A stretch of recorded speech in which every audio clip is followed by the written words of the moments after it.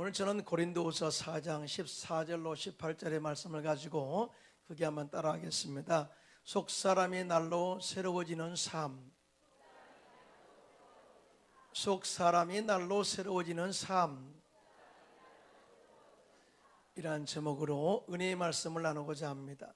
사람이 세월을 붙잡아둘 수는 없습니다. 세월이 지나면서 우리의 외모는 늙어갑니다. 그러나 내면의 사람은 조금 더 성숙되어 가고 지혜로워져 가는 것을 보게 됩니다.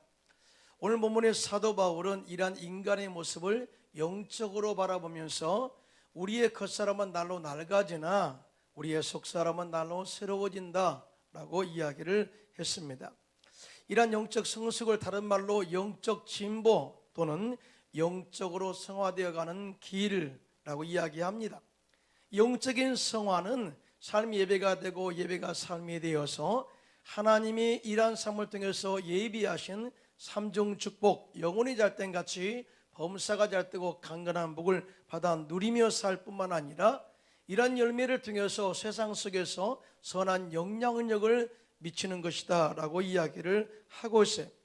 그래서 우리는 세월의 감에 따라서 퇴보되어 가는 외적인 삶에 집중하지 말고 세월이 가면 갈수록 영적으로 성장되어지고 또 성숙되어 가고 성화되어 가는 속사람의 건강과 성장에 성숙에 집중하는 저와 여러분 되시기를 예수님의 이름으로 축원합니다. 그러면 날마다 우리의 속사람이 새로워지게 하는 삶을 살기 위해서는 어떻게 해야 되느냐? 오늘 본문의 첫째로 예수님의 부활의 능력으로 낙심하지 않는 삶을 살아야 된다라고 가르쳐요. 오늘 보면 고린도후서 4장 16절입니다. 시작. 그러므로 우리가 낙심하지 아니하노니 우리의 겉사람은 낡아지나 우리의 속사람은 날로 새로워지도다. 아멘입니다. 여러분, 낙심하는 사람에게서는 미래를 기대할 수 없어요. 낙심하는 사람은 힘을 잃고 꿈을 잃게 되고 열정이 식어지게 되고 이런 사람은 미래에 대한 도전정신도 없고 중간에서 믿음도 포기할 수도 있는 지경에 이르게 됩니다. 그래서 예수님께서는 기도할 때도 절대 구하고 난 이후에 낙심하지 말라고 말씀하셨고 사도 바울도 데살로니가후서 3장 13절에 다 같이 시작. 형제들아 너희는 선을 행하다가 낙심하지 말라라고 이 낙심하지 말라고 계속해서 강조하고 있는 것을 보게 됩니다. 그런데요, 사도 바울이 낙심하지 말라 이 말씀을 사용하기까지 그가 얼마나 낙심의 환경 가운데 처해 있었는가를 생각해 볼 수가 있습니다. 왜냐하면 낙심을 경험해 보지 않는 사람은 이 말씀의 의미를 깨달을 수가 없고 낙심을 극복하지 않는 사람은 감히 낙심하지 말라고 권면도 할 수 없기 때문이다 그 말이죠. 사도 바울은 복음을 전하다가 강도를 만나죠. 강의 위험을 만나기도 하고 유라굴라의 광풍을 만나서 죽음의 고비를 넘기기도 합니다. 그리고 매를 맞아서 성문 밖에 던져지기도 했습니다. 한마디로 사면초가의 위협과 위기와 절대 절망의 환경에서도 그는 결코 낙심하지 않았다라고 3번이나 계속해서 강조하고 있는 것을 보게 돼.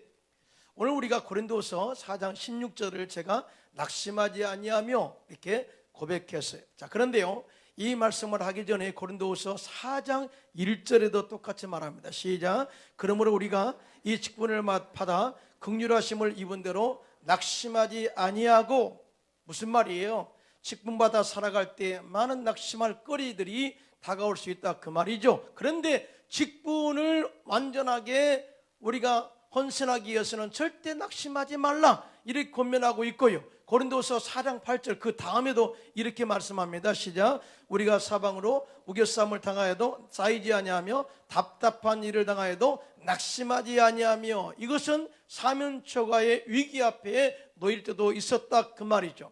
어느 곳으로도 이 피할 수 없는 환경 가운데 처해서 그렇게 정말 마귀의 공격 가운데 있었다 할지라도 절대 이 영적인 속사람은 소진되지 아니하고 오히려 담대하게 복음을 전했다. 그 힘의 원동력이 무엇이냐? 그것이 바로 예수님의 부활의 능력을 붙잡고 있기 때문이라고 그는 고백하고 있어요. 내가 죽어도 다시 사는 예수 그리스도의 부활의 능력이 내 안에 있어서 나는 절대로 낙심하지 않는다라고 고백한 것입니다. 그런데요, 이 구체적인 말씀이 고린도후서 4장 14절에 정확하게 나와 있습니다. 시작. 주 예수를 다시 살리시니가 예수와 함께 우리도 다시 살리사 너희와 함께 그 앞에 서게 하실 줄을 아노라. 아멘. 사랑하는 성도 여러분, 우리가 살다 보면은 사면초가의 위기와 또 어려움과 고난과 고통이 우리를 감싸고 우리를 이어갈 때가 많을 거예요. 그럴 때마다 우리는 절대 낙심하지 않기를 예수님의 이름으로 축원합니다. 내가 예수 그리스도의 부활을 믿음으로, 또한 부활의 능력을 믿음으로 내가 다시 속사람으로 거듭나 새롭게 산다는 그러한 확신만 있다면 현재의 고난, 고통이 우리 앞에 아무것도 아니라는 사실을 절대 깨닫게 되시기를 예수님의 이름으로 축원합니다. 놀라운 것은 고린도후서 4장에 이런 이야기가 또 나와요. 10절로 12절입니다. 시작. 우리가 항상 예수의 죽음을 몸에 짊어짐은 예수의 생명이 또한 우리 몸에 나타나게 하려 함이라. 우리 살아있는 자가 항상 예수를 위하여 죽음에 넘겨짐은 예수의 생명이 또한 우리 죽을 육체에 나타나게 하려 함이라. 그런즉 사망은 우리 안에서 역사하고 생명은 너희 안에서 역사하느니라. 아멘이죠. 무슨 말이에요? 죽음도 내 몸에 짊어진다, 생명도 내 몸에 짊어진다. 무슨 말이에요? 이것은 사도 바울이 이 신앙인 가운데 중요한 것이 있는데, 내가 자아가 죽지 않으면, 옛사람이 죽지 않으면, 내가 고집이 죽지 않으면 절대적으로 예수님과 함께 부활하는 새 생명의 속사람의 부활의 능력은 절대 경험할 수가 없다라고 이야기를 하고 있어요. 그러니까 하나님께서 환경을 통해서 우리를 죽이실 때 아멘하고 죽어야 돼. 자아를 죽여야 돼. 우리의 고집을 죽여야 돼. 우리 겉사람을 죽여야 돼. 날마다 낡아지는 우리의 외모를 다 죽여야 돼. 우리 옛사람을 죽여야 돼. 그래야 속사람이 예수님과 함께 부활의 영광을 더 차지하게 된다는 사실을 절대 믿으시기를 예수님의 이름으로 축원합니다. 그래서 사도 바울은 예수의 생명이 우리 안에 있다라고 3번이나 계속해서 강조하고 있는 것을 보게 됩니다. 여러분, 예수님의 생명의 부활이 현재 우리의 삶 가운데 있다면 우리 가정을 살리게 될 것이고, 그게 아멘 할까요? 우리의 사업을 살리게 될 것이고, 우리 가정을 살리게 될 것이고, 우리 자녀를 살리게 될 것이고, 우리에게 맡겨진 사명을 감당하는 데 두려워하지 않고 담대하게 사명을 완수하게 될 줄로 믿습니다. 이것이 바로 부활의 신앙은 죽음을 이기게 만들어버려요. 사도 바울은 사도행전 20장 24절에 이렇게 말씀합니다. 시작. 내가 달려갈 길과 주 예수께 받은 사명 곧 하나님의 은혜의 복음을 증언하는 일을 마치려 하면은 나의 생명조차 조금도 귀한 것으로 여기지 아니하노라. 아멘이에요. 여러분, 세상에 죽음을 두려워하지 않는 사람이 어디 있겠어요? 여러분, 예수님은 이 땅에 오실 때 죽으러 오셨어요. 내가 죽음으로 말미암아 온 인류를 구원하기 위해서 이 땅에 죽으러 오셨어요. 그런데 예수님은 이 땅에 온전한 신성을 가지신 하나님으로 오셨지만 그 안에 온전한 인성이 있었어요. 다시 말해서 죄 없는 인간이 오셔야 우리를 구원할 수가 있어요. 그래서 인간의 옷을 입고 인간의 모습으로 인격을 가지고 오신 분이에요. 그래서 십자가의 고난이 얼마나 두려운가를 알았어요. 십자가의 고난이 얼마나 고통스러운가를 알았어요. 그 다음에 죽음이 얼마나 두려운가를 알았어요. 그래서 십자가를 치시기 전에 겟세마네 동산에서 기도하잖아요. 아버지여, 하실만 하시거든 이 잔을 내게서 옮기시옵소서. 그러나 나의 원대로 마시옵고 아버지의 원대로 되기를 원하나이다 라고 부탁합니다. 그리고 이 하나님의 뜻을 받아들일 때 뭘 바라보느냐? 부활의 영광을 바라봐요. 내가 죽으면 3일 만에 나를 부활하신 하나님의 그 아버지의 능력을 바라본 거예요. 그래서 죽음을 감사함으로 받아들인 거예요. 그래서 예수님께서 십자가에 죽으심으로 누구든지 예수 믿으면 온 인류를 구원하는 하나님의 은혜를 잊게 된 것입니다. 여러분, 믿으시면 아멘. 여러분, 사도 바울도 마찬가지예요. 사도 바울이 내 목숨 바친다, 내 사명 끝날 때까지 내가 생명도 두려워하지 않는다 이렇게 말은 하고 있지만은 사실은 사도 바울도 두려웠을 거예요. 그런데 내가 죽음을 두려워하는 능력이 뭐냐? 장차 있을 하나님에 대한 상급과 비전이라는 거죠. 하나님의 사명을 내가 완수할까지 하나님이 나와 함께 하셔서 부활의 능력으로 함께 한다면 내 생명조차 조금 더 귀한 것으로 여기지 않는다. 나는 부활의 능력을 붙잡는다. 지금도 역사하시는 하나님의 능력을 내가 붙잡고 있다. 이것이 낙심하지 않게 하셨다라고 그런 고백이에요. 빌립보서 3장 10절로 12절입니다. 시작. 내가 그리스도와 그 부활의 능력과 그 고난에 참여함을 알고자 하여 그의 죽으심을 본마다 어떻게 해서든지 죽은 자 가운데서 부활에 이르려 하노니 내가 이미 얻었다함도 아니요 온전히 이루었다함도 아니라 오직 내가 그리스도 예수께 잡힌받은 그것을 잡으려고 달려가노라. 아멘이죠. 사랑하는 성도 여러분, 여러분 역시 부활의 신앙을 믿고요 하나님의 사명에 붙잡힌 바 되어서 낙심하지 말고 하나님께서 원하시는 그 꿈과 비전을 이루어가시기를 예수님의 이름으로 축원합니다. 10월의 신앙교회에 보면은요, 신앙교회 희망연구소 소장 서준규 박사님이 표지 모델로 나와요. 그리고 그분의 신앙의 간증이 실려 있어요. 그분은 가발 공장 직공에서 하버드 대학교를 나오는 박사가 되었는데요, 그는 이렇게 고백합니다. 나는 이제 하나님의 증거가 되고 싶다라고 말하면서 하나님의 살아계심을 자신을 통해서 나타나기를 원하고 있다고 고백했어요. 이분은 대학원 다 졸업한 이후에 모든 것을 다 그만두고 오직 예수 그리스도 안에서 희망을 선포하고 있는데요, 전 세계에 다니며 2400여 회의 강연을 통해서 예수 그리스도의 십자가의 희망을 전하고 있습니다. 그분은 1948년 부산시 기장에서 태어나 충북 제천에서 중학교를 졸업한 후 서울 풍문여고를 졸업하고 가발공장 여공, 골프장, 식당, 종업원 등으로 일하다가 1971년 가정부를 모집한다는 직업 속에서의 광고를 보고 단신으로 미국에 들어가게 됩니다. 그리고 1975년 결혼하고 이듬해 미 육군에 자원 입대해서 미국과 한국, 독일, 일본 등지에서 근무하게 됩니다. 그런데 그거 어려운 고난 속에서 예수님을 만나게 돼요. 그리고 1972년 퀸스 칼리지를 시작으로 6군데 대학을 걸쳐 1987년 입학 15년 만에 메릴랜드 대학교에서 경영학과를 졸업하게 돼요. 여러분 생각해 보세요. 이 군인으로 신분으로서 대학 다닌다는 게 쉬운 일이 아니죠. 그 전 세계 다니면서 일하면서 대학 다니는 게 쉬운 일이 아니죠. 그런데 그는 꿈이 있었어요. 당신을 통해서 하나님의 희망을 선포한다는, 하나님의 살아계심을 전파한다는 꿈이 있었어요. 그래서 15년 만에 대학을 졸업해요. 자, 그리고 이것으로 끝난 것이 아니라 1990년 43살에 하버드 대학교 석사 과정을 입학하면서 군인과 학자의 길을 걷다가 1996년 소령으로 예편을 하게 됩니다. 그리고 나이 61해를 앞둔, 그러니까 2006년도에 하버드 대학교에 입학한 16년 만에 석사학위와 박사학위를 따게 되는데 국제외교사와 동아시아 언학 박사를 받게 됩니다. 여러분요, 생각해 보세요. 15년 만에 대학 졸업장, 16년 만에 석사와 박사학위를 따고, 그것도 제일 정말 아주 훌륭한 하버드 대학을 졸업한 과정에 쉽겠냐 그 말이죠.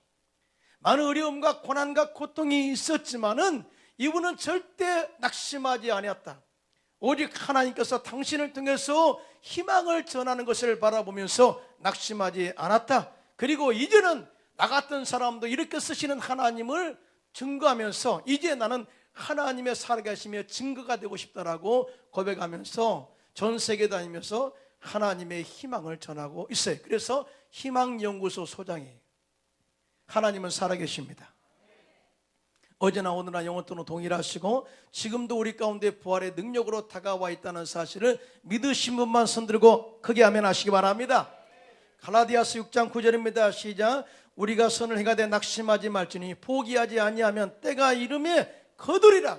낙심하면 열매를 거두지 못하지만 낙심하지 않고 기도하고 모든 것 심어 놓으면 반드시 때가 되면 열매를 거두게 되는 축복을 받게 되시기를 예수님의 이름으로 축원합니다. 두 번째, 속사람의 날로 새로워지는 삶이 뭐냐?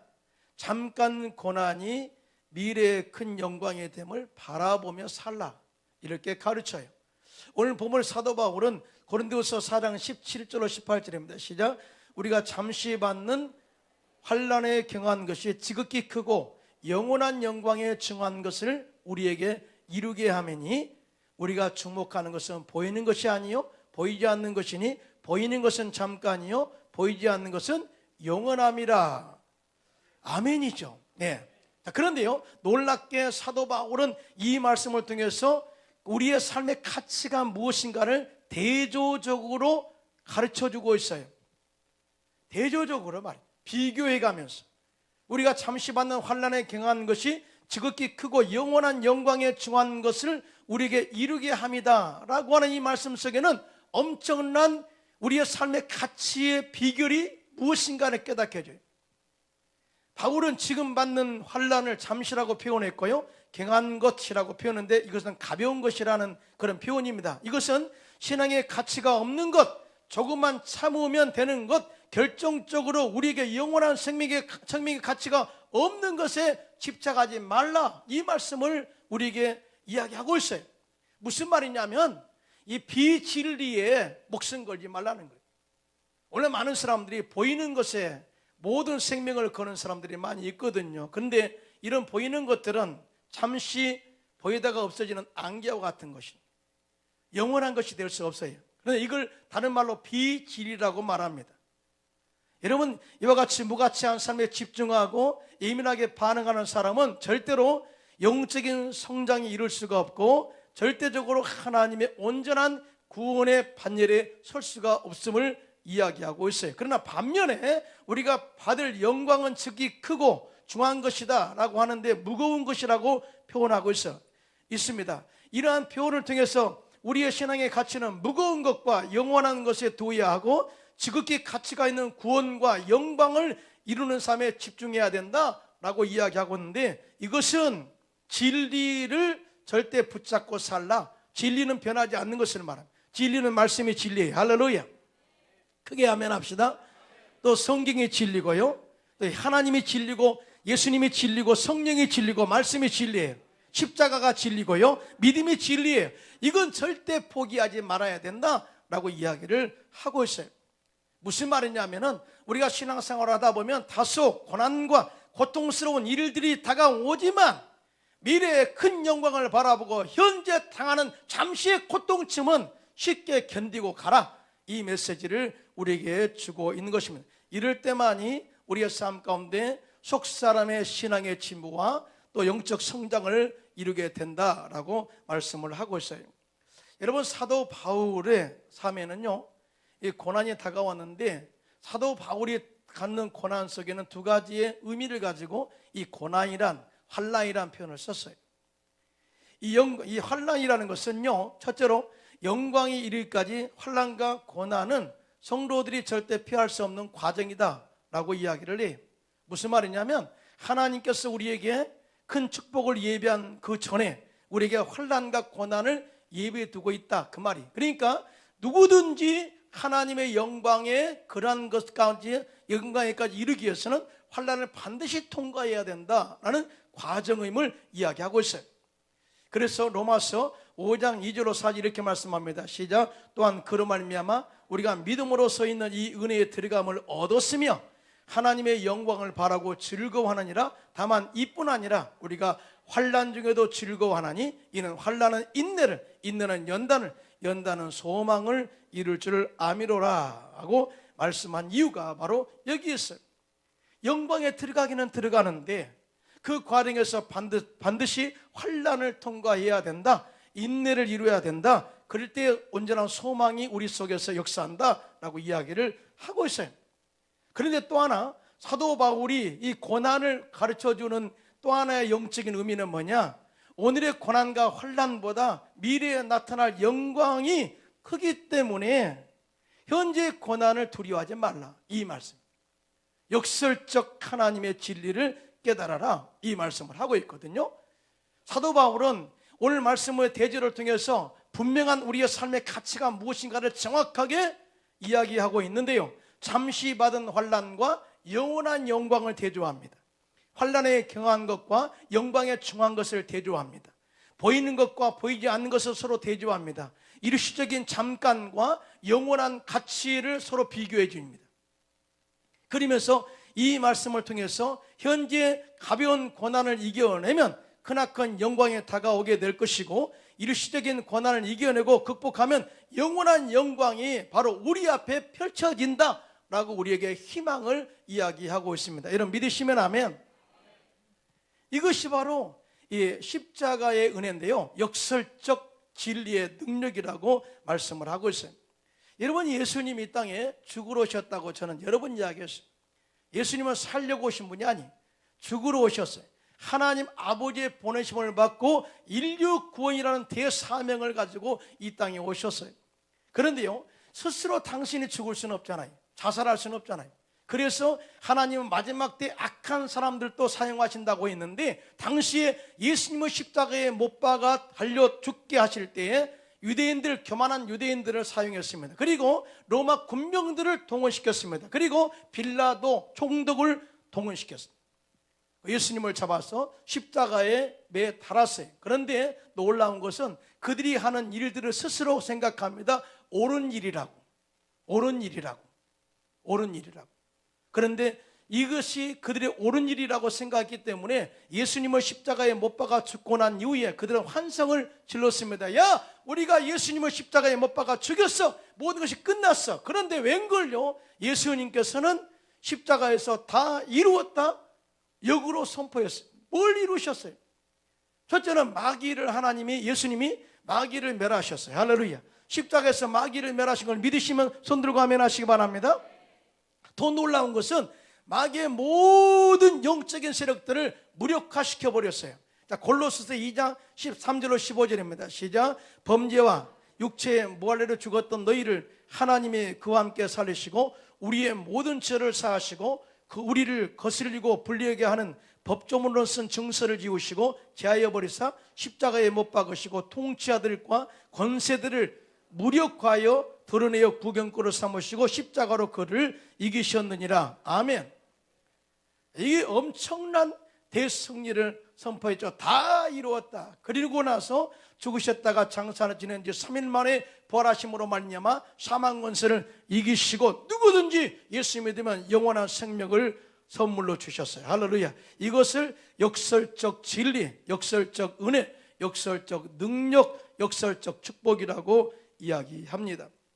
그런데요, 이런 부활의 능력과 영광을 지금 우리의 삶 현장에서 누리기를 하나님이 원하고 있다는 사실이에요. 여러분 믿으시면 아멘. 여러분 아시죠? 예수님께서 죽은 지 나흘이나 되는 나사로를 살리기 위해서 무덤 앞에 갔습니다. 돌을 치워라 그렇게 명할 때 말하다가 말합니다. 예수님, 죽은 지가 나흘이나 됩니다. 냄새가 납니다. 그럴 때 예수님께서 요한복음 11장 25절로 26절입니다. 시작. 예수께서 이르시되 나는 부활이요 생명이니 나를 믿는 자는 죽어도 살겠고 무릇 살아서 나를 믿는 자는 영원히 죽지 아니하리니 이것을 내가 믿느냐? 지금 네가 믿으면 하나님의 영광을 보리라. 언제요? 지금. 그리고 나사로야 나오라 했을 때 죽은 나사로가 수족을 동이고 나와서 다시 부활되는 역사를 경험하게 되지 않습니까? 하나님은 지금도 성령을 통해서 부활의 주님이 우리의 삶 현장에서 역동적으로 역사하기를 원하고 있고요, 우리의 낙심을 다 통과하고 낙심을 이겨내고 또 하나님의 예비하신 영광을 바라보며 소망 갖기를 원한다는 사실을 믿으신 분만 손들고 아멘 하시기 바랍니다. 여러분, 지금 우리가 신앙생활하는 게 참 좋아요. 정말 좋습니다. 누가 뭐라고 합니까? 그런데 초대교회 사도 바울이 복음 전할 당시에는요 정말 어려웠어요. 많은 박해가 있어요. 그런데요, 사도 바울이 고난과 고통을 겪는 데는 세 가지의 이유가 있었어요. 첫째는 그 속에 가시가 있었죠. 그래서 하나님께 이 가시를 제거해달라고 간절히 기도합니다. 하나님, 가시만 없으면 좋겠어요. 그런데 하나님은 가시를 제거해 주지 않고 주님의 은혜로 살아라 그래요. 이거 참 견디기 힘든 거죠. 당장 가시를 뽑아주면 좋겠는데 계속해서 찌른 가운데 네가 약할 때 강합니다, 이 말씀을 주시면서 주님만 의지하라고 이렇게 말씀으로 끝납니다. 뿐만 아니라 바울은 많은 고난과 고통 가운데 살게 되는데 선교 현장에서 박해를 받았고 동족의 위험과 바다의 위험을 받았고 복음을 전하다가 넘음을 맞아서 성문 밖에 던져졌는데 하나님이 그를 살리시는 은혜도 경험하게 됩니다. 그런데 그가 낙심하지 아니하였다. 또 뿐만 아니라 사도 바울은 남들보다 더 수고를 많이 했어요. 왜냐하면 그는 동족 이스라엘 백성들의 선교사이기도 했지만 이방 땅에 다니면서 불모지의 복음을 전하고 불모지의 교회를 세운 사람이, 그러니까 얼마나 힘들겠어요. 얼마나 힘들겠어요. 어느 안정적으로 한 곳에 정착한 것이 아니라 계속해서 떠돌아다니는 순회 선교사 역할을 했어요. 또 뿐만 아니라 거기다 대부분 자비랑으로 섬겼기 때문에 날마다 천막을 만들어야 되는 육체적인 노동도 따랐어요. 그럼에도 불구하고 단 한 번도 그들을 탈진했습니다, 무너졌습니다, 힘듭니다, 그래 고백하지 않아요. 항상 그 안에 복음의 열정이 넘쳐났고 나가서 담대하게 복음을 전할 때마다 수많은 영혼들이 주께로 돌아오는 이 열매를 맺게 하는데, 그 능력이 뭐냐, 그 에너지가 뭐냐, 다시 살게 하시는 부활의 능력과 더불어 내가 이 모든 사명을 끝마치고 난 다음에 나를 위해서 예비하신 의의 면류관, 생명의 면류관을 바라보는 소망 때문이라고 이야기합니다. 여러분 믿으시면 아멘. 소망이 없으면 우리의 마음속에 열정이 사라져버려요. 오늘 디모데후서 4장 7절로 8절입니다. 시작. 나는 선한 싸움을 싸우고 나의 달려갈 길을 마치고 믿음을 지켰으니 이제 후는 나를 위하여 의의 면류관이 예비되었으므로 즉 곧 의로우신 재판장이 그날에 내게 주실 것이며 내게만 아니라 주의 나타나심을 사모하는 모든 자에게 도니라. 아멘이죠.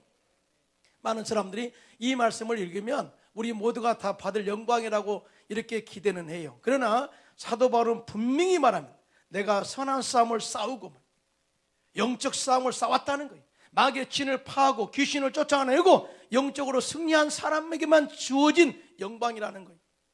또 뿐만 아니라 나의 달려갈 길을 마치고, 이게 뭐예요? 맡겨진 사명을 잘 완수했다 그 말이죠. 뿐만 아니라 믿음이 흔들리지 않고 지켰다, 시험 들지 않았다, 이런 모든 과정을 다 이루은 나에게 하나님의 영광이, 의의 면류관이 나를 기다리고 있다. 그런데 똑같이 나의 과정을 겪은 사람들은 동일하게 의의 면류관이 있을 것이다 라는 희망을 선포하고 있습니다. 이런 희망의 역사가 저와 여러분에게도 넘쳐나기를 예수님의 이름으로 축원합니다.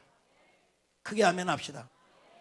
판타지 소설의 대가인 C.S. 루이스는 나니아 연대기라는 대작을 썼습니다. 이 나니아 연대기를 통해서 어린이들에게 꿈을 심어주고 싶었던 거죠. 그런데요, 그는 이 작품을 통해서 이렇게 말합니다.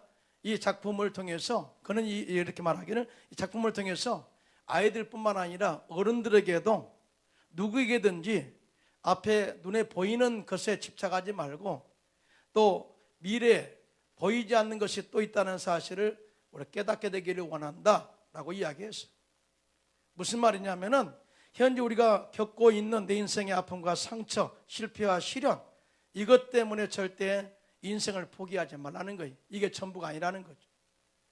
장차 예수 그리스도의 십자가를 통해서 우리에게 펼쳐질 아름다운 상급과 아름다운 그런 천국을 바라보면서 소망을 가지고 살아라. 그리고 이 세상에 살면서 고난을 겪고 나면, 핍박을 겪고 나면 낙심하지 않고 믿음으로 승리하고 나면 그 뒤에 펼쳐질 아름다운 삼중 축복의 열매를 바라보고 기뻐하라 라고 이야기를 하고 있어요. 여러분 믿으시면 아멘 하시기 바랍니다.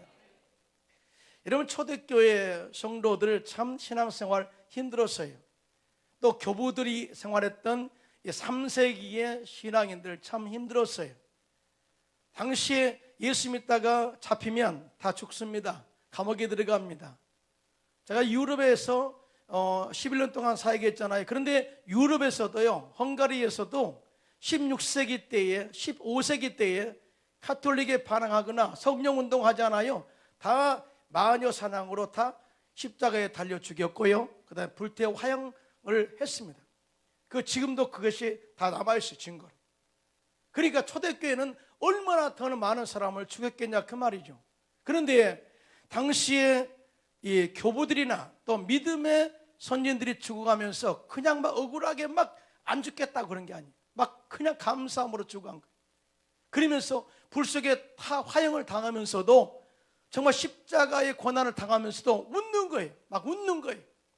여러분, 스테반 집사가 돌로 맞아 죽을 때 하나님의 영광을 바라보고 그런 모습을 환하게 빛처럼 천사처럼 빛났다고 그랬잖아요. 그 화형을 당하는 성도들이 빛난 거예요. 이교도들이 볼 때 웃는 모습처럼 보인 거예요. 그래서 묻습니다. 도대체 너희는 죽어가면서 이 고통 가운데서 어떻게 웃을 수가 있냐? 그때 순교당한 사람이 그렇게 말하죠. 나는 주님과 함께 부활하여 주님 앞에 섰을 때 나에게 줄 하나님의 영광을 바라보고 웃는다라고 고백했다고 합니다. 할렐루야. 이러한 신앙이 저와 여러분에게도 넘쳐나기를 예수님의 이름으로 축원합니다. 저는 추석을 맞이해서 여러분들의 고향에 다녀왔는데 참 많은 이렇게 좋은 것도 있지만은 또 많은 어려움도 있을 거라 생각을 해요. 또 가족들과의 비교의 삶, 또 친구들과의 비교의 삶, 나 현재 위치 생각하면서 나는 뭔가라고 생각할 수도 있고요. 또 우리가 사업하다 보면 사업의 실패로 인해서 현재 내가 모든 것이 끝난 것처럼 보일 때가 있을 거예요. 그럴 때 절대 현실을 바라보지 마시고 잠시 고난이 지난 이후에 하나님의 부활의 영광이 있게 될 것이고 다시 회복되는 역사가 있게 될 것이고 또 믿음으로 고난을 승리하고 나면 하나님께서 예비하신 축복들이 열매로 뚝뚝뚝 떨어질 것을 기대하면서 날마다 하나님과 더불어 승리하는 저와 여러분 되시기를 예수님의 이름으로 축원합니다.